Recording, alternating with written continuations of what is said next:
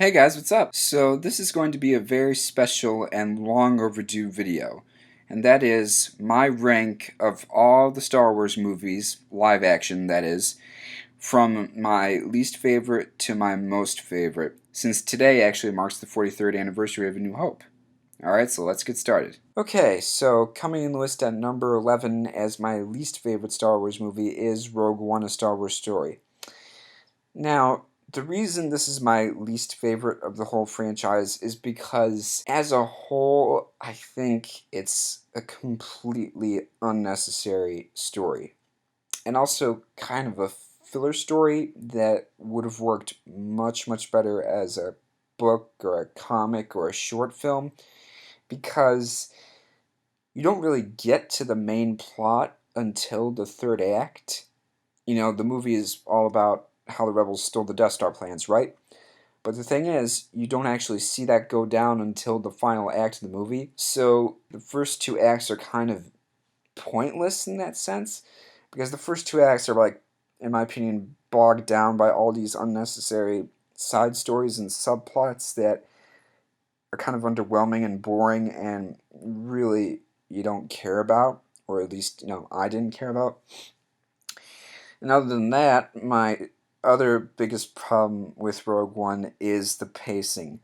My God, this movie's pacing is so jumbled, especially in the first act, because you jump from planet to planet to planet, and you're introduced to all these characters so fast that you just don't have time to sit back and absorb it.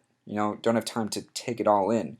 Or at least, I didn't. Like, it just feels so jumbled. And I think that's due to the massive reshoots and rewrites that the movie underwent. And they clearly show.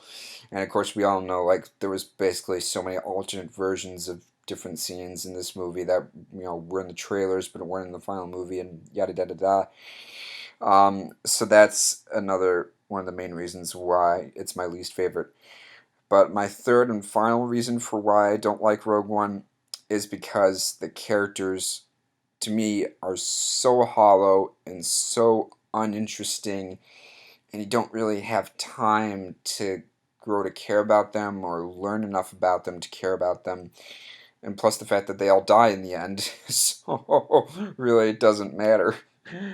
But I will say the only two things I love about Rogue One are the final act and Darth Vader's two scenes. So overall, I will give Rogue One: A Star Wars Story a D+, or a friggin' bad. Coming in the list at number 10 is Solo: A Star Wars Story. Now, just like Rogue One, I feel like this was a really unnecessary and filler story because, like a lot of fans, I didn't really think that we needed to see a Han Solo origin movie.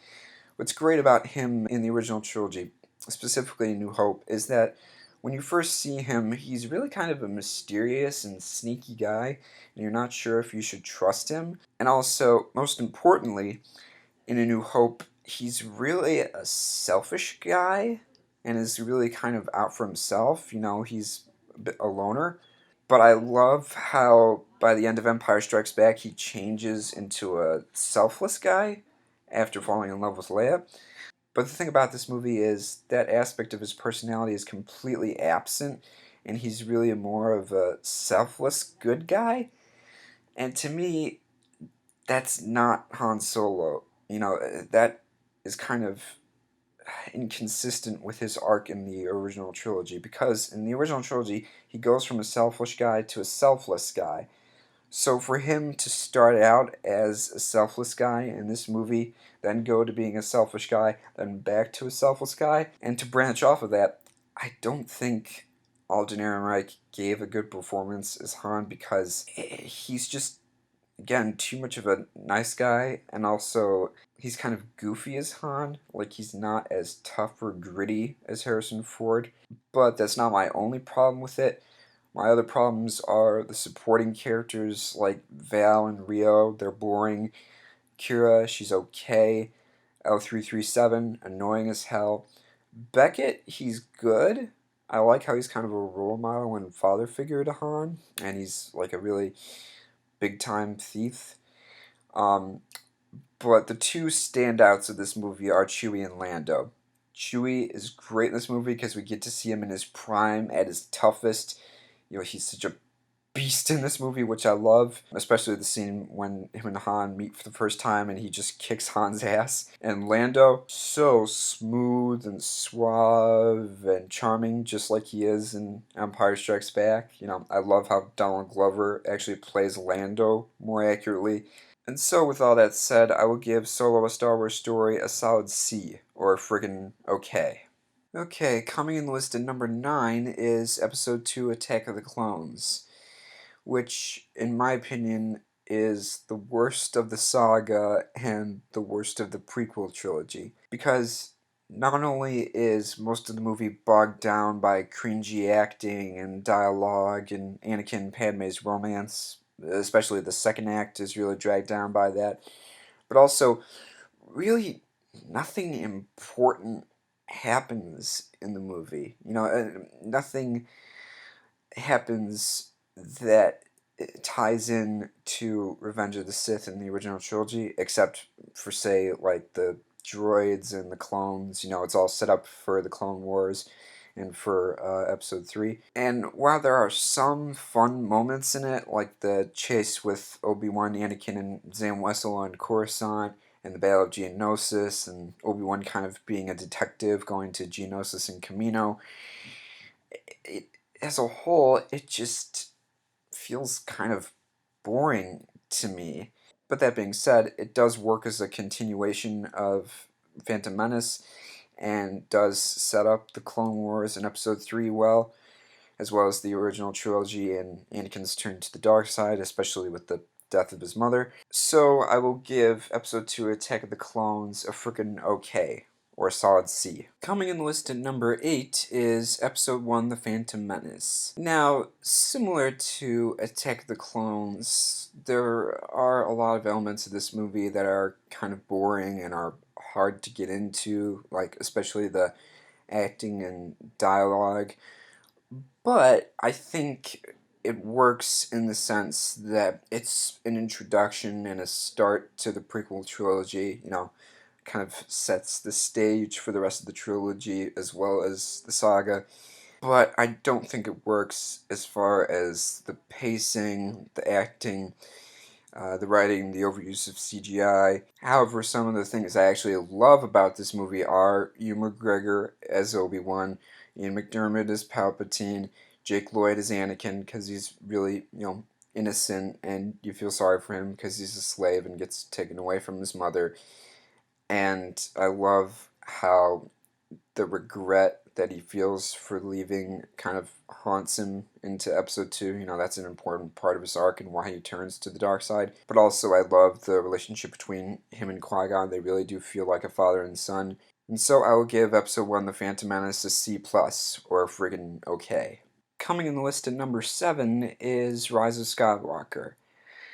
Now, obviously, so much was riding on this movie. Not only to, unite the fandom, but also give a satisfying ending to the sequel trilogy and the saga.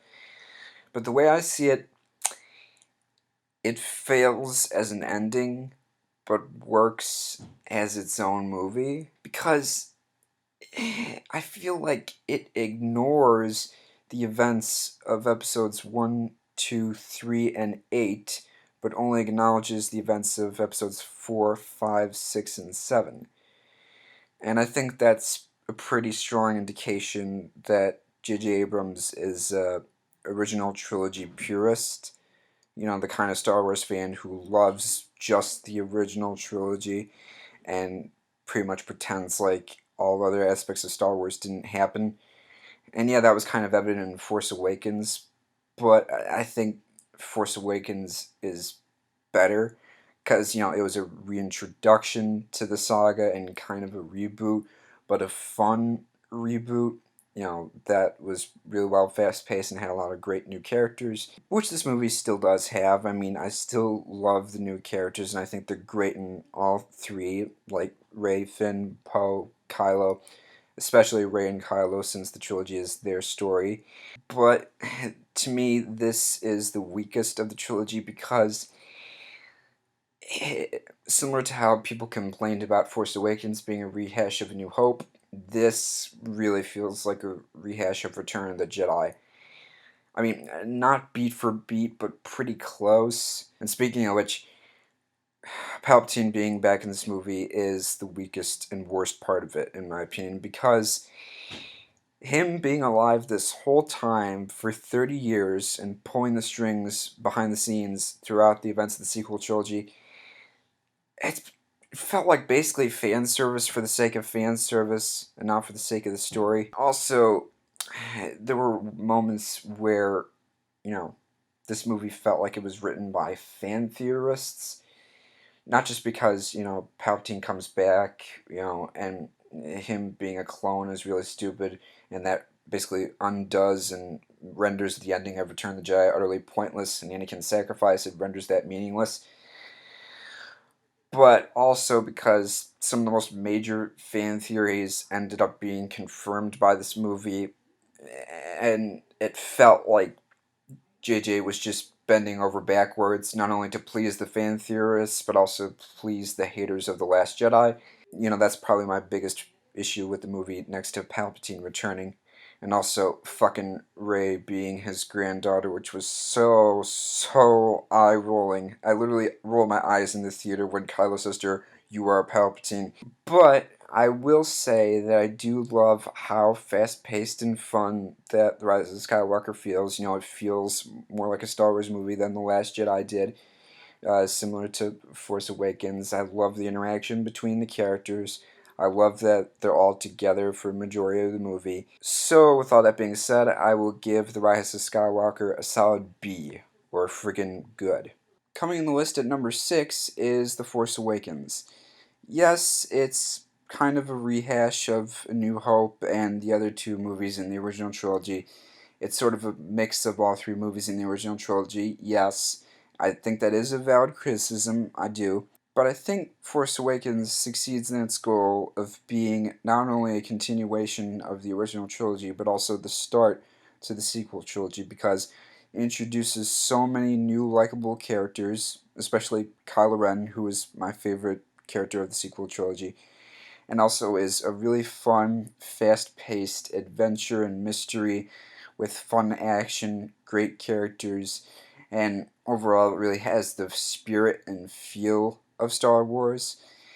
And I think the only reason it was so similar to the original trilogy is because you got to remember at the time in 2015, the Star Wars fandom was still kind of divided over the prequels. So I think Disney and Lucasfilm approached this as like, okay, if we need to get the old school fans back in and introduce new fans to Star Wars, we gotta make it a simple and fun movie. So, with all that said, I will give The Force Awakens a B minus, or a freaking good. Alright, starting out my top 5 favorite Star Wars movies is The Last Jedi. Really, the main reason why I think this is the best movie in the sequel trilogy, and why it's in my top 5, is because it was so unexpected and so different than The Force Awakens. And I think that's what every sequel should aspire to do. In other words, a sequel should branch away from the first movie and not try to do the same thing, repeat the same structure as the first movie, but take the story of the first movie and expand on it and make it go in a new direction, have the characters change over the course of the sequel and make them experience challenges. That's why I also love Empire Strikes Back, because it did that first. Empire was the first sequel to really challenge the audience and to do something different, not repeat the first movie. I think The Last Jedi also does that brilliantly. I loved that it raised a lot of thought-provoking questions and ideas and challenged my point of view as a Star Wars fan. Made me question not only the events of Force Awakens, but of the entire saga.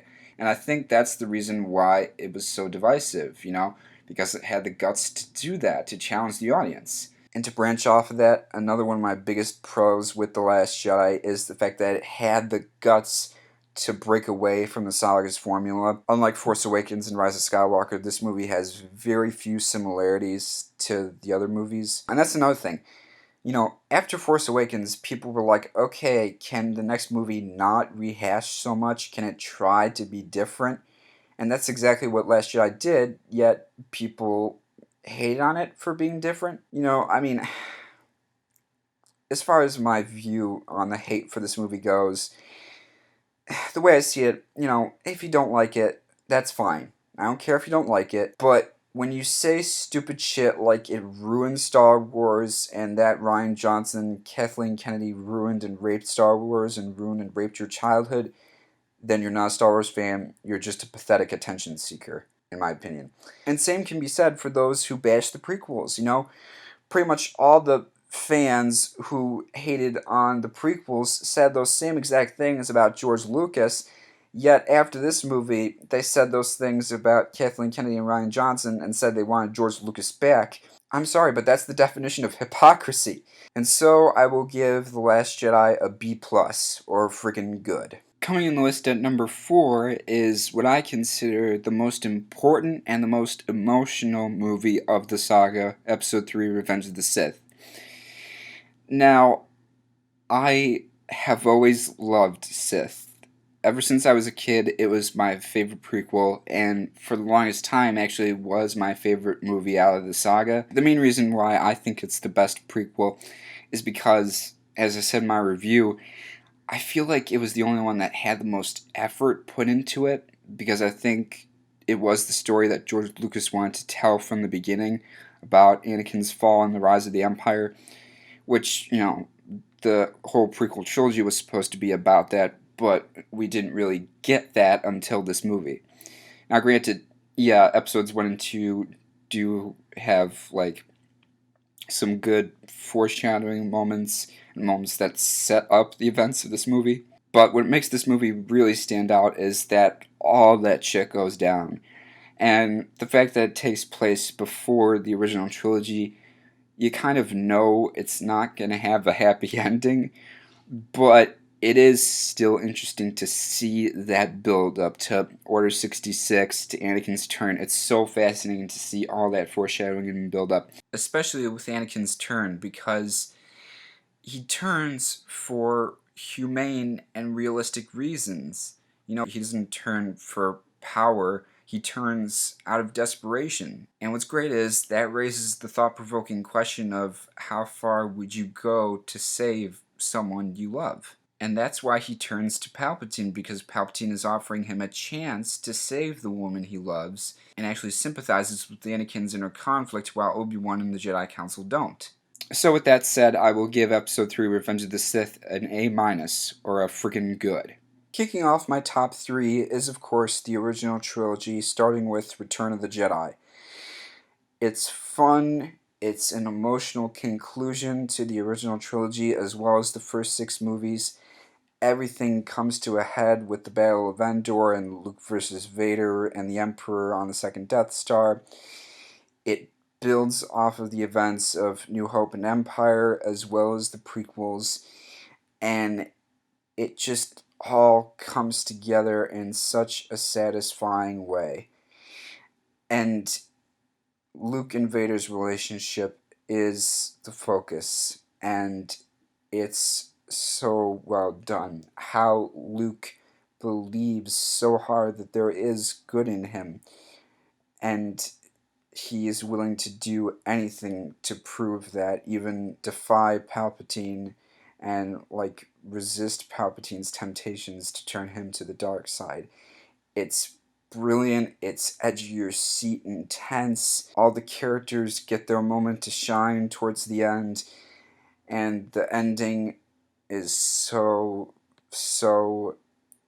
joyous and emotional and feels like a well-earned victory. And while I do have problems with it, and while I do think it's the weakest of the original trilogy, mainly due to the pacing, like how the whole Jabba's Palace segment goes on for a little too long, and how when the rebels are at the Ewok village that goes on a little too long, and how the movie constantly jumps back and forth from that to Vader and the Emperor, and also how some of the visual effects aren't as good as they were in New Hope and Empire. And so I will give Return of the Jedi a solid A, or freaking good. Coming in the list at number 2 is the one that started it all, the one that turns 43 years old today, Star Wars, aka A New Hope. Just such a fun and brilliant introduction into this franchise, and really was the first big blockbuster next to Jaws. But this really was the movie that changed not only cinema history, but the adventure, science fiction, fantasy genre. Because it takes a lot of inspiration from many different myths and fairy tales and stories that George Lucas grew up with and combines them all to make one unique movie. And you gotta remember, at the time, nobody thought this movie was going to be successful, and nobody knew what to expect of it because of, all the behind the scenes drama and everything, and how the movie almost got shut down because it went over budget and over schedule, which the documentary Empire of Dreams brilliantly explains. But just the effect that this movie had and how it inspired so many other filmmakers, I think, is what makes it so memorable. But also, most importantly, it's the story and the characters. The story is so fun and fast paced, and it throws you right into the action from the opening scene, and you just kind of have to sit back and really just take it all in. There's not a lot of exposition, and I think that works to the movie's benefit. And the characters are all so relatable and feel so grounded, as well as the movie's universe. Tatooine, the Death Star, all those feel like real locations. Again, it's just an iconic movie that nobody, including myself, will never forget. And it just it's brilliant. I have no other word for it. It's brilliant. So I will give Star Wars, aka A New Hope, an A+, or a freaking great. And finally, my all-time favorite Star Wars movie is The Empire Strikes Back. I know, cliched answer, but this movie deserves so much credit for being drastically different than its predecessor and taking the story in a new and unexpected direction.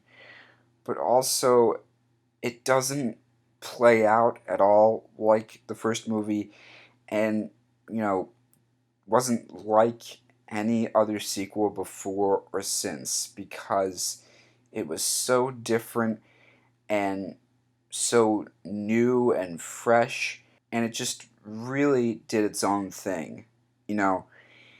Irvin Kershner really tried to push the story of A New Hope in a different and exciting direction, but also an unexpected one that left the audience with so many questions and a brilliant dark cliffhanger, not only where the villain wins, but like the hero and his journey and his life and world are changed in an instant, and his whole worldview is turned on its head.